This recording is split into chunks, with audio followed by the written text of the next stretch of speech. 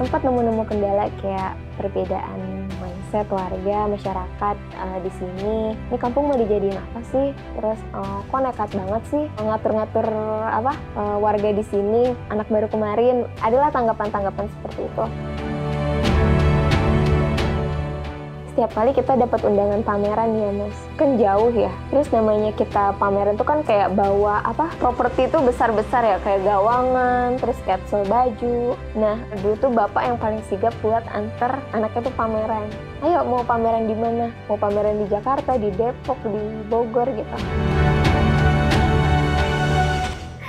Terus begitu usahanya udah mulai berkembang gitu, udah mulai ada peningkatan, bapak nggak bisa dampingin gitu.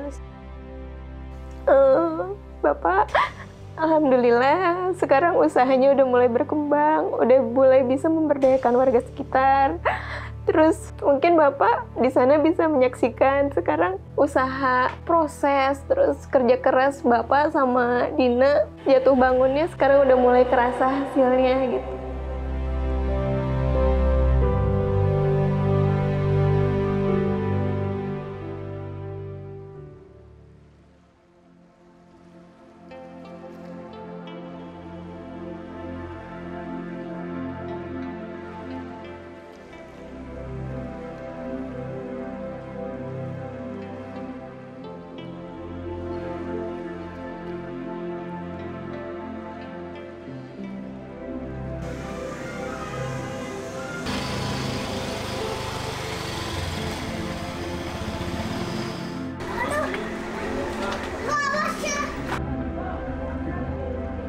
Assalamualaikum warahmatullahi wabarakatuh.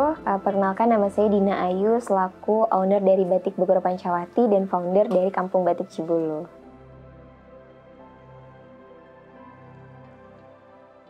Nah, awalnya di tahun 2014, waktu itu saya masih duduk di semester 1 bangku kuliah ya. Dulu tuh kita sempat ikut pelatihan dari program Kementerian Perindustrian terkait wirausaha baru. Nah, kebetulan di situ tuh ada 3 bidang, salah satunya batik. Karena saya dan keluarga itu suka menggambar, mendesain, akhirnya saya penasaran nih gimana sih cara proses membatik, dan akhirnya ikutlah pelatihan tersebut selama 4 hari. Kita diajarkan bagaimana cara proses membuat batik, dan akhirnya disupport bantuan. Dari situ kita ditantang, jadi bantuan itu tuh betul-betul harus dimanfaatkan. Jadi kalau ketika orang kementerian itu datang ke sini, bantuan itu tidak dimanfaatkan, maka bantuan itu akan dialihkan ke orang yang lebih membutuhkan. Akhirnya sewaktu itu sambil kuliah, sambil belajar membuat batik, sambil menawarkan menjajakan batik-batik hasil produksi sendiri ya. Dari yang awalnya banyaklah masukan-masukan kayak seperti ini batiknya belum naik jual loh, gitu. Sampai akhirnya dari hal-hal seperti itu membuat kita semakin semangat gitu untuk membuat karya batik. Oh ternyata karya ini belum laku jual. Tapi kalau di luar mau diramein bukan main ya? Awalnya iseng sih Mas. Kan kita nunggu dari ketika sudah ujian nasional nih, kita nunggu info kelulusan tuh libur dulu kan. Nah akhirnya daripada diam di rumah, akhirnya coba iseng-iseng ikut pelatihan itu. Terus memang kan Dina basicnya suka gambar ya. Akhirnya tertarik lah, pengen tahu gimana sih cara proses batik. Dan akhirnya ya udah, mungkin ini pun salah satu takdir Allah gitu ya. Pasti banyak rintangannya tentunya, jatuh bangun udah dirasain. Yang awalnya kita coba merubah, kan kita di sini karena kampung yang kita rubah, kita harus benar-benar bisa kayak memberikan penjelasan lah kepada warga sekitar bahwa kampung ini mau dijadikan kampung tematik nih. Apalagi banyak orang yang bilang gitu ya, biasanya orang itu akan sukses merubah kampung orang lain dibanding kampung kelahirannya sendiri. Karena kan kalau di kampung kelahiran, orang tuh tahu kecilnya kita kayak gimana gitu ya. Terus tiba-tiba udah gede mau merubah kampungnya gitu. Banyak lah yang ibaratnya menganggap remeh, pasti ada. Dari situ coba menguatkan diri, insya Allah kalau misalnya tujuan kita bener kok. Tujuan kita kan ingin mengangkat kampung ini, ingin membantu perekonomian kampung di sini, insya Allah Allah pasti ngasih jalan. Awalnya pikir kayak gitu. Terus sempat nemu kendala kayak perbedaan mindset warga, masyarakat di sini. Ini kampung mau dijadiin apa sih? Terus kok nekat banget sih ngatur-ngatur warga di sini, anak baru kemarin. Adalah tanggapan-tanggapan seperti itu. Tapi ya udahlah, dari cibiran dan dari tanggapan-tanggapan seperti itu yang dijadikan pacuan untuk lebih gue bisa loh ngebuktiin itu semua gitu. Walaupun pasti kan semua butuh proses ya, dan pasti waktu yang bakal jawab itu semua gitu.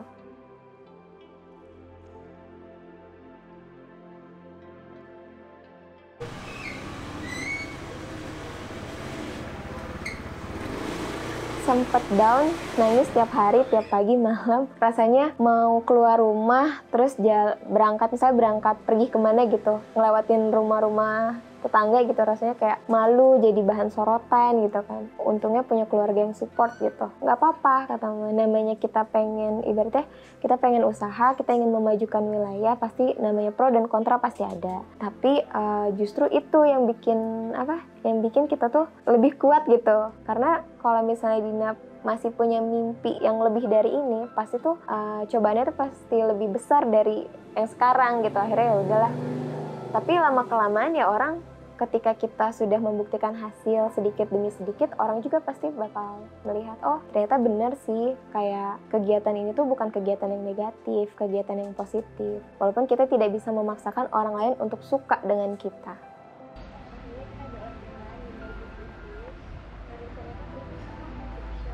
Kendala pertama yang dihadapi itu terkait SDM. Karena pada dasarnya Kota Bogor itu bukan daerah penghasil batik ya. Akhirnya kita terkendala nih SDM kompeten. Dari situ kita coba mulai punya rencana. Awalnya punya rencana, pengen banget bisa memberdayakan warga sekitar. Sampai akhirnya kita berkolaborasi dengan Pemkot Bogor untuk memberikan pelatihan dan pemberdayaan masyarakat sekitar. Di tahun 2016, kita dipercaya untuk melatih warga sekitar, sampai akhirnya mereka kita bina. Nah, mereka kita bina, ternyata kendalanya tuh nggak hanya di situ saja. Yang pertama dari kendala SDM, yang kedua kita terkendala dari lokasi usaha. Nah, berhubung Kampung Cibuluh ini lokasinya benar-benar tidak strategis ya, akhirnya kita terkendala dan sempat berpikir gimana ya caranya biar wisatawan itu mau datang ke sini atau konsumen tuh mau berbelanja di kampung ini gitu. Karena kan sayang banget ya, di sini ibu-ibu sudah mulai mereka konsisten membuat batik tapi karyanya nggak ada yang tahu gitu, karena mereka kesulitan untuk menjual. Akhirnya kita bikinlah konsep kampung tematik, sebenarnya untuk mengangkat potensi wilayah yang ada sebagai sebuah destinasi belanja atau destinasi wisata agar orang tuh mau datang ke sini. Dan qadarullah doa saya dan ibu-ibu di Kampung Cibuluh ini terkabul lah. Akhirnya di 2019 kita dapat support dari Basnas RI waktu itu. Akhirnya kita kolaborasi dengan Basnas untuk dijadikan kampung ini sebagai kampung tematik. Nah, dari Basnas itu disupport untuk pengadaan cat, bantuan peralatan untuk para ibu-ibu yang kita bina. Akhirnya warga tuh dengan sukarela dan senang menyambutnya gitu untuk membuat mural-mural. Jadi membuat si kampung ini temanya dapet lah, tema batiknya dapet lah. Mereka gotong royong mengerjakannya dari pagi sampai ketemu pagi lagi anak-anak mudanya.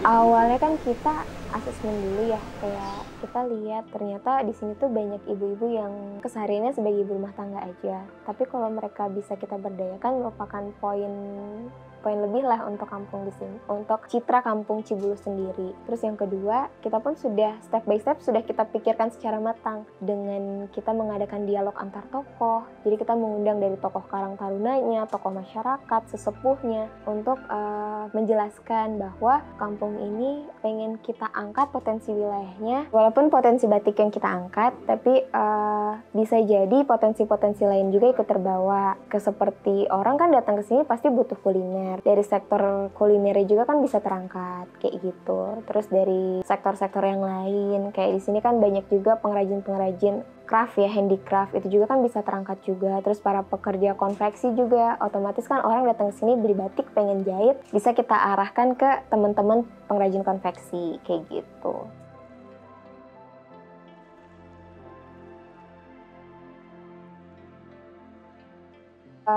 Dulu tuh yang kita latih awalnya ada 40 orang. Jadi ini tuh ada beberapa kali pelatihan, Mas. Pelatihan pertama itu kita merekrut ibu-ibu rumah tangga sebanyak 40 orang.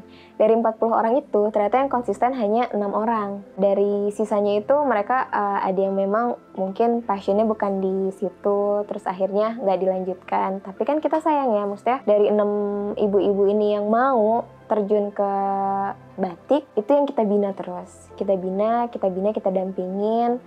Akhirnya warga di sini tuh beberapa udah mulai terbiasa dengan aktivitas membatik. Ada yang ingin ikut berpartisipasi, boleh nggak saya ikutan aktivitas kegiatan membatik? Akhirnya kan bertambah. Terus di tahun 2017 dan 2018 kita coba adakan pelatihan serupa. Akhirnya mulai rekrut lagi, sampai akhirnya benar-benar terkumpul 40 pengrajin yang konsisten. Nah dari 40 pengrajin itu kita bagi ke beberapa kelompok. Sebenarnya tujuannya kenapa kita bagi kelompok? Di sini kita pengen ngerubah mindset ibu-ibu rumah tangga dari mindset pekerja, gimana caranya mereka bisa menjadi seorang entrepreneur. Makanya kita bentuk kelompok-kelompok usaha gitu. Mereka terus kita dampingi gitu ya. Terus mereka terus kita edukasi bahwa namanya kita ingin sukses, kita menjalankan sebuah usaha, apalagi kita kan bisa dibilang ibu-ibu berusaha bukan dengan modal yang besar gitu ya. Pasti semua ada jatuh bangunnya ibu. Tapi kalau ibu konsisten, ibu sabar, pasti insya Allah suatu saat ibu pasti merasakan hasil dari kegiatan ibu sekarang. Tapi alhamdulillah karena di sini kan ibu-ibu kompak ya Mas ya. Udah mulai kerasa nih dampaknya, kayak setiap bulan mereka punya pemasukan, terus setiap bulan ada kunjungan-kunjungan. Alhamdulillah mereka sudah bisa bantu perekonomian keluarga mereka gitu.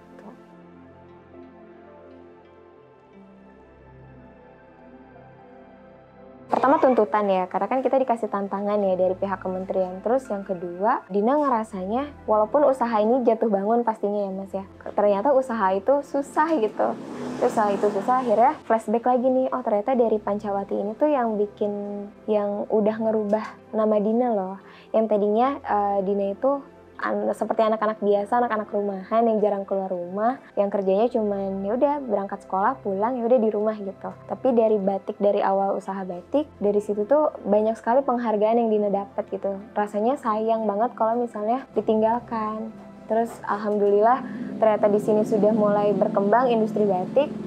Ngelihat ibu-ibu gitu mulai terbantu dengan adanya aktivitas membatik, kayaknya ya udah ini kayak takdir hidup Dina gitu. Maksudnya kan banyak juga yang nanya kok lebih memilih jadi tukang batik ketimbang kerja di kantoran gitu. Karena kan kalau kita pikir-pikir kalau ya gini usaha, walaupun usaha kita belum besar gitu, tapi kan kalau untuk jadi seorang entrepreneur sekecil apapun usahanya kita pemiliknya gitu. Orang tua sangat support sekali sih Mas. Kayak dulu tuh waktu menjalankan usaha ini justru untuk produksinya sendiri dibantu sama kedua orang tua.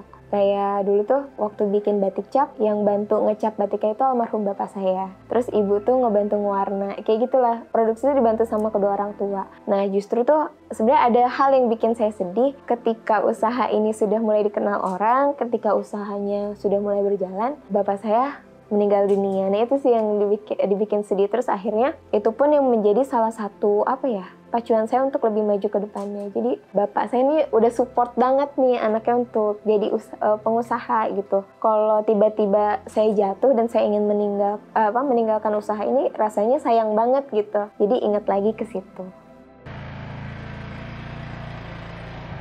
Setiap kali kita dapat undangan pameran ya Mas, kan jauh ya. Terus namanya kita pameran tuh kan kayak bawa properti itu besar-besar ya, kayak gawangan, terus capsule baju. Nah dulu tuh kita belum punya kendaraan roda 4, nah itu tuh masih pakai roda 2 kan. Nah dulu tuh bapak yang paling sigap buat anter anaknya tuh pameran. Ayo mau pameran di mana? Mau pameran di Jakarta, di Depok, di Bogor gitu. Itu tuh bapak, kita tuh berdua hujan-hujanan, bawa skate kusel kain. Pokoknya udah motor tuh kayaknya udah kehalangan sama sketsel, sama barang bawaan. Nah itu sih yang diingat. Dulu tuh bener-bener susah payah tuh bapak tuh nyaksiin gitu. Susah payahnya usaha kita buat pengen sukses gitu. Terus begitu usahanya udah mulai berkembang gitu, udah mulai ada peningkatan, bapak nggak bisa dampingin gitu. Harusnya kayak banyak sedihnya gitu. Akhirnya ketika sekarang sudah mulai perekonomian keluarga sudah mulai berangkat gitu, nggak ada sosok almarhum bapak yang ini gitu. Gitu sih. Bapak alhamdulillah sekarang usahanya udah mulai berkembang, udah mulai bisa memberdayakan warga sekitar. Terus mungkin Bapak di sana bisa menyaksikan sekarang tidak hanya usaha batik Pancawati aja, tapi di sini warga di sini juga udah mulai senang dengan adanya kampung batik ini. Dengan kemarin kedatangan Bapak Wakil Presiden, pengen nunjukin gitu. Alhamdulillah usaha, proses, terus kerja keras Bapak sama Dina jatuh bangunnya sekarang udah mulai kerasa hasilnya gitu.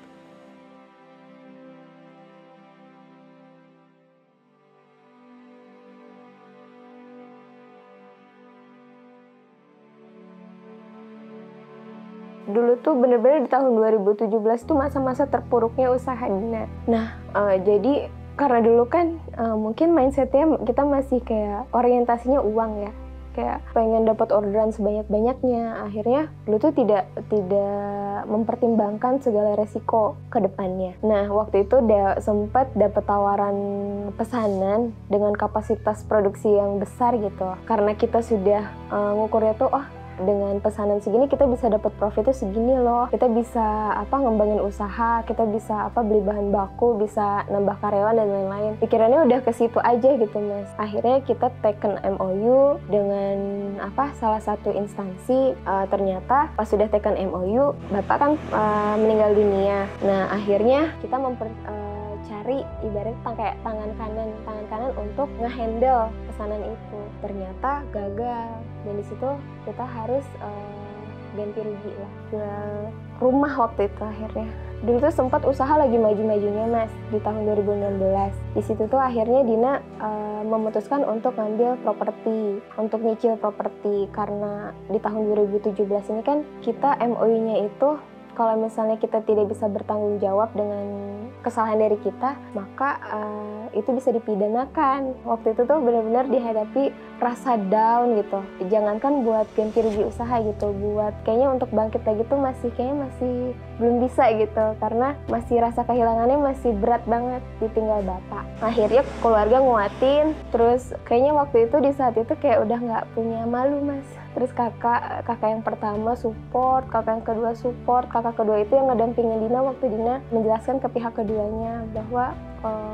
mohon maaf pesanan ini gagal gini.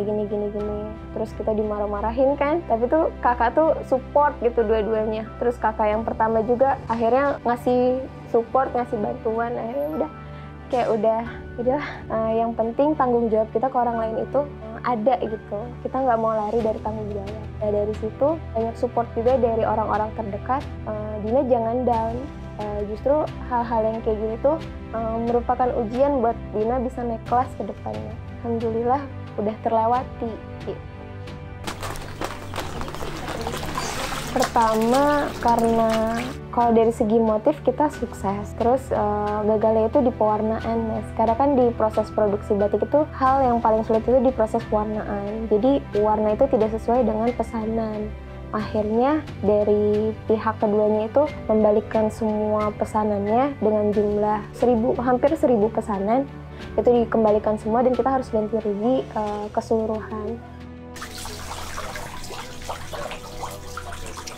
Mereka sudah bayar dan itu tuh ada jangka waktunya ya untuk seragam itu tuh dipergunakan gitu loh, Mas. Jadi mereka hanya ketika pesanan itu gagal, mereka cuma punya waktu sebulan untuk memproduksi ulang. Jadi mau nggak mau kita harus ganti rugi itu dalam waktu seminggu. Gimana caranya Dina harus mengumpulkan uang sekian sambil kuliah, sambil di situ usahanya ngedrop. Karena kan uang yang sudah mereka kasih itu kan udah kita pakai modal usaha ya, walaupun sebagian itu belum, karena kan itu masuknya tadinya buat keuntungan. Akhirnya dari keuntungan itu tidak kita pergunakan, dan akhirnya sisanya itu kita cari, kita jual aset segala macam. Gitu. karena dia juga nggak mau usaha kedepannya nama citra usaha Dina tuh jelek, apalagi kita baru merintis kan, ibaratnya butuh banyak pengakuan lah terkait kualitas dari usaha Dina gitu.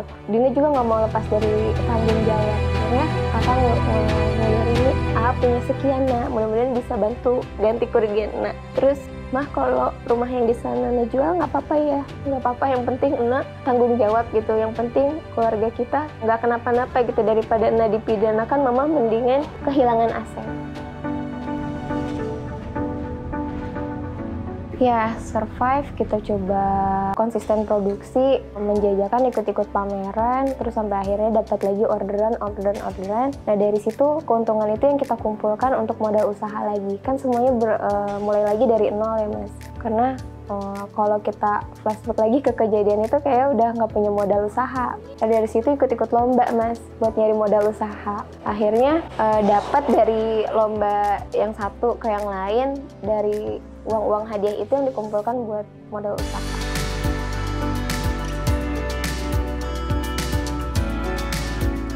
Ya awal mulanya itu kita kedatangan konsumen untuk belanja batik. Nah dari situ ternyata dia tidak tahu kalau misalnya si konsumen itu tuh salah satu pejabat dari Basnas RI. Nah beliau melihat aktivitas para ibu-ibu pembatik di sini, terus beliau bertanya-tanya lah, Mbak Dina, kalau di sini tuh banyak nggak sih penduduk yang terlilit bank keliling gitu, terus perekonomian warga di sini tuh seperti apa? Terus kok kenapa kalau saya lihat nih di lingkungan sini aksesnya tuh sulit, sepertinya dulu aksesnya tuh nggak seperti ini gitu. Terus gimana dampaknya buat warga di sini dengan lokasi usaha yang gak strategis ini? Apakah orang banyak pengunjung yang datang ke sini? Terus akhirnya dari ngobrol-ngobrol biasa, ternyata beliau menawarkan, mau nggak kampungnya kita buat bagus, kita buat indah, terus kita promosiin gitu. Mau pak, kata Dina gitu kan. Terus ternyata beliau itu salah satu pejabat dari Basnas RI. Akhirnya kita disupport lah sama beliau. Coba yuk kita buat nih rumah-rumah warga menjadi spot-spot foto yang instagramable gitu, biar orang tuh tertarik buat datang ke sini gitu. Awalnya seperti itu sih, obrolan-obrolan biasa yang ternyata alhamdulillah dampaknya sampai saat ini terasa gitu.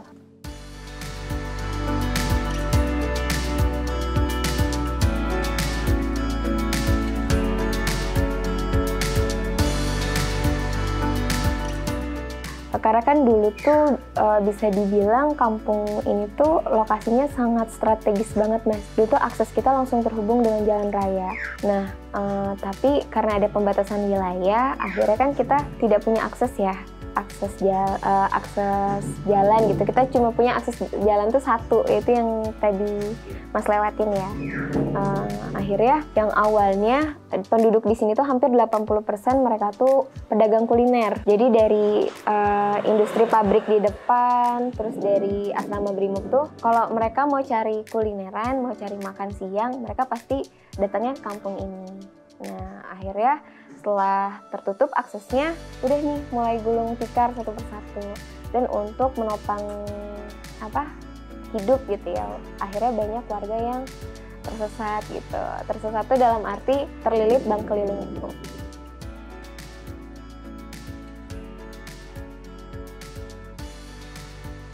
Jadi kalau untuk Kampung Batik Cibuluh ini kan berhubung kita terletak di lokasinya di Kota Bogor ya Mas. Jadi kita coba mengangkat keanekaragaman dan ciri khas Kota Bogor. Di antaranya seperti talas, kujang, kijang, hujan, seperti itu. Dan lain-lain masih banyak lagi yang kita angkat. Tapi kalau untuk Kampung Batik Cibuluh ini sebetulnya kan sejarahnya itu kenapa dinamakan Cibuluh. Jadi Cibuluh itu singkatan dari Cai Buluh Bambu.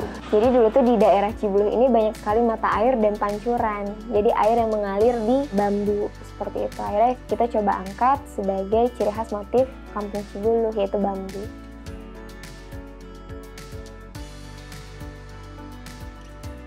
Kalau untuk motif bambu sendiri kita menamainya dengan motif Kampung Batik Cibulu. Nah, kalau untuk motif-motif lain kan kita mengangkat ke aneka-ragaman ikon Kota Bogor ya Mas ya. Kita juga punya motif seperti kipas talas paku jajar. Jadi setiap motif itu punya filosofinya masing-masing. Kayak motif kipas talas paku jajar ini mencirikan sifat teguh pendirian seseorang yang disimbolkan dengan daun talas. Nah, paku jajar ini merupakan tumbuhan pertama yang tumbuh di tanah kerajaan Pajajaran. Ada lagi motif opat hanjuang. Nah, itu memiliki filosofi sifat silih asih masyarakat Kota Bogor yang kita simbolkan melalui tanaman hanjuang. Jadi tanaman hanjuang ini tertuliskan pada bait kisah Prabu Siliwangi gitu. Jadi semua motif di sini pasti punya filosofi.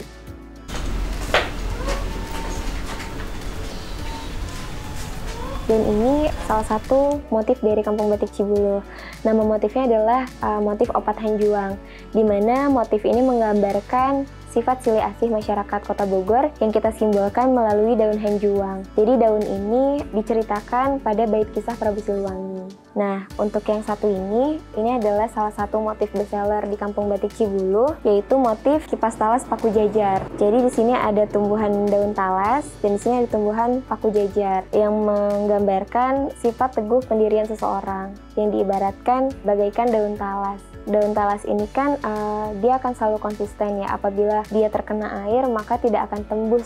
Nah, jadi kita ibaratkan dengan daun talas sifat teguh pendirian seseorang, dan kita kombinasikan dengan paku jajar, yaitu tumbuhan yang pertama kali tumbuh di tanah kerajaan Pajajaran. Kalau untuk batik seperti ini kita jual di harga 250.000.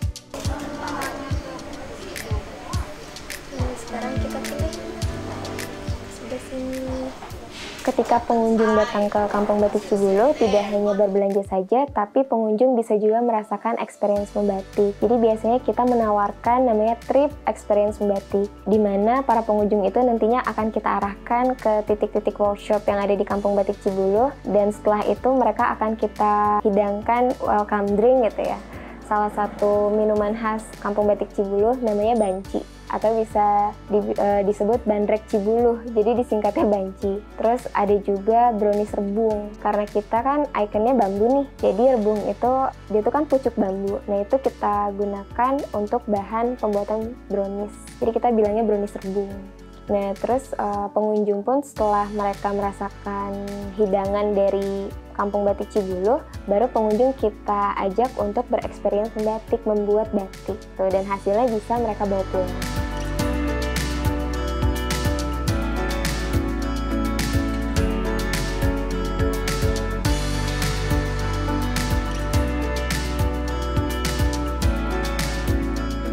Kedepannya Dina pengen menambah orang-orang yang kita berdayakan. Terus yang kedua pengen banget bisa ngajak ibu-ibu ini untuk berprestasi, tidak hanya di dalam negeri tapi keluar negeri gitu.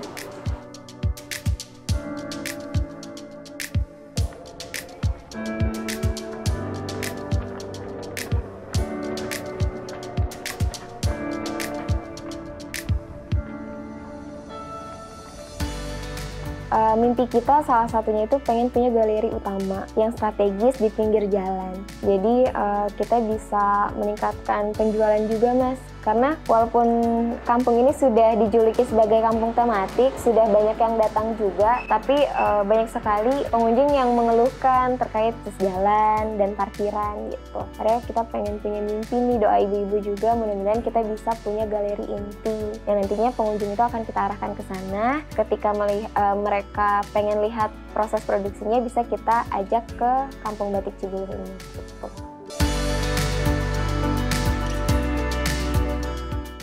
Harapannya pengen banget Kampung Batik ini menjadi kampung yang benar-benar terkonsep gitu, Mas. Karena kan kita ini lahir karena kesadaran masyarakat, jadi benar-benar community based tourism gitu loh. Jadi masih banyak yang perlu kita benahi, dari infrastrukturnya, terus dari akses jalannya yang tidak memungkinkan. Karena kan untuk merubah satu kampung menjadi sebuah destinasi wisata itu pasti perlu modal yang tidak sedikit, terus kita pun banyak yang harus kita pikirkan, kayak sarana dan prasarananya, dan itu kita belum bisa dibilang kita belum memadai lah.